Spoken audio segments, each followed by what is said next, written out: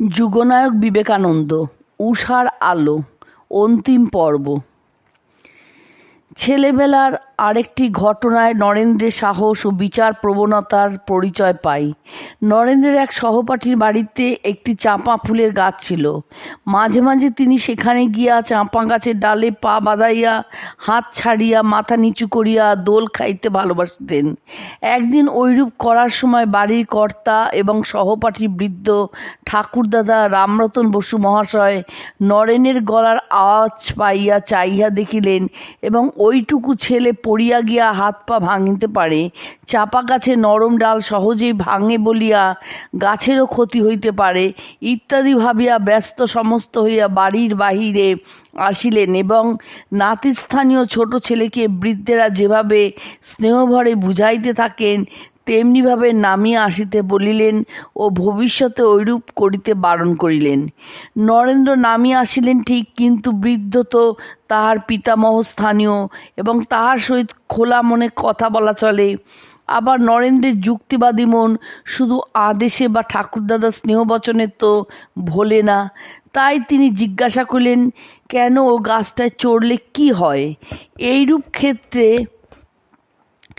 কে যুক্তি দিতে যায়? ভয় দেখানোই বরং স্বাভাবিক।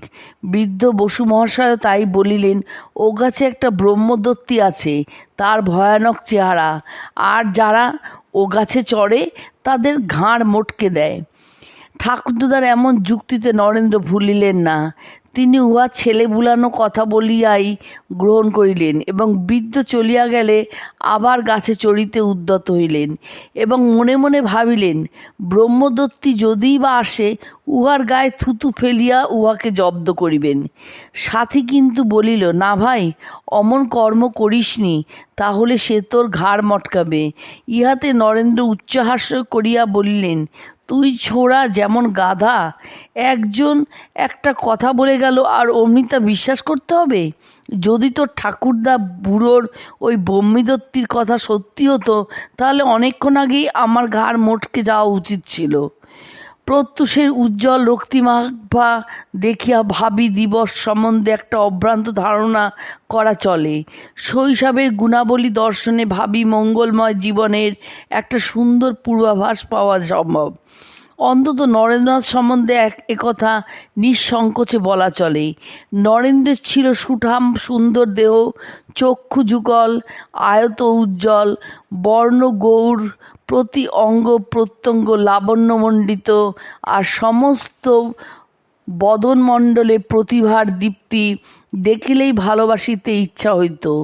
মন ছিল তার শত চারু কল্পনায় পূর্ণ, হৃদয় স্নেহসিক্ত, বুদ্ধি ক্ষুরোদার, সাহস অমিত, উদ্ভাবনী শক্তি অচিন্তনীয়, কার্যক্ষমতা অসীম, উৎসাহ অদম্য, আর সর্বোপরি ছিল তাহার ভগবৎ উন্মুখতা। জন্ম হইতেই তিনি ধ্যানসিদ্ধ, আত্মজ্যোতিতে সদা নিমগ্ন। পূজা প্রার্থনা আত্মানুসন্ধির সাথে তাহার আবাল্য রুচি ও অধিকার। এই অনন্য সাধারণ মহাপুরুষের জীবনের অনুধ্যান করিলে আমরা দেখিব, এই সকল অতিরঞ্জিত নয়, বরং সত্যের তুলনায় অতি ম্লান।